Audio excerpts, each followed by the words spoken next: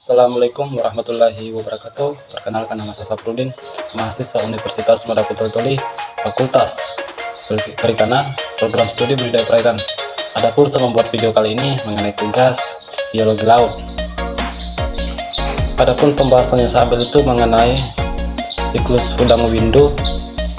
Yang pertama itu morfologi udang windu.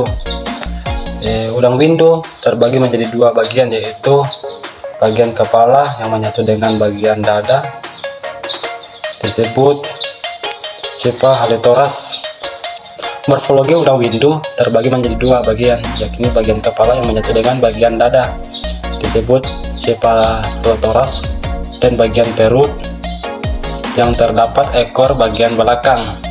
Semua bagian badan beserta anggota tubuhnya terdiri dari ruas-ruas atau segmen.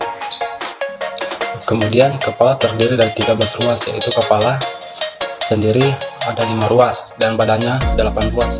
Sedangkan bagian perut terdiri 6 segmen dan 1 telson. Tiap ruas badan mempunyai sepasang anggota badan yang beruas-ruas.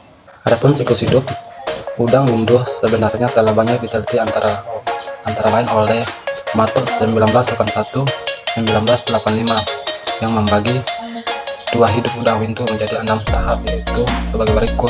Yang pertama, tahap embrio dimulai pada saat pembuahan sampai penetasan. Yang kedua itu tahap larva. Pada setiap ini terdiri dari stadium nucleus, zoea, mesis, dan post larva. Dan yang ketiga itu tahap juvenil. Pada stadium awal.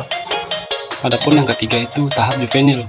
Pada stadium awal ditandai oleh warna tubuh yang transparan dengan pita gelap dan sebagian sentral. Yang keempat itu tahap udang muda. Pada setiap tahap ini proses ukuran tubuh mulai stabil dan suhu tanda-tanda di alat kelamin pada udang windu jantan atau etmal mulai terlihat setelah jangkauannya 30, sedangkan pada betina Gelasium mulai terlihat setelah jangka mencapai 30. Dan yang kelima itu tahap subabdul, ditanda dengan adanya kematangan seksual. Yang keenam, tahap dewasa. Udang windu dewasa ditanda dengan kematangan gonad yang sempurna. Kebiasaan makan udang windu terbagi menjadi dua. Dalam mencari pakan, udang windu bersifat nokturnal, yaitu mencari makan pada malam hari, sementara waktu siangnya dihabiskan dengan beristirahat di dalam lumpur atau menempel pada substrat. Kebiasaan mencari pakan tersebut juga didapatkan atau digunakan untuk mendeteksi adanya gangguan pada udang. Kemudian itu sistem pernapasan.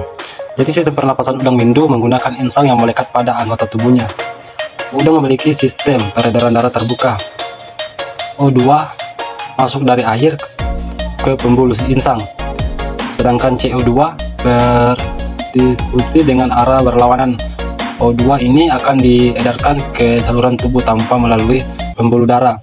Justin 1984. Untuk sistem pencernaan udang windu terdiri atas mulut, kemudian esophagus, kemudian stomach, kemudian itu ventriculus, kemudian hepatopancreas, kemudian lagi intestine, kemudian rectum, kemudian anus. Stomach merupakan tempat penghancuran makanan hingga halus. Sebelum sari-sari makanan diserap oleh usus, hepatopancreas gut gland menghasilkan enzim, menyimpan dan menyusun nutrisi sesuai kebutuhan. Selanjutnya itu reproduksi udang windu. Salah satu masalah utama pada unit pembinaan udang windu Panisius menundo adalah ketidakmampuan induk untuk matang gonad secara alami. Kematangan gonad induk udang hanya dapat dicapai dengan ablasi tingkat mata, yaitu menghilangkan produksi dari hormon penghambat gonad dalam kurung itu GIH. Meski metode ini sangat mudah, ablasi dapat menyebabkan gangguan metabolisme asam lemak, perilaku serenang udang menjadi miring, penurunan kualitas gamet, stres, dan kematian. Ablasi mata juga menjadi isu terkait dengan anemel alvare yang dapat menjadi kendala dalam perdagangan ekspor.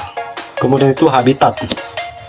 Habitat yang disukai udang pada umumnya adalah dasar laut yang bersubstrat lunak dan biasanya terdiri dari campuran lumpur dan pasir.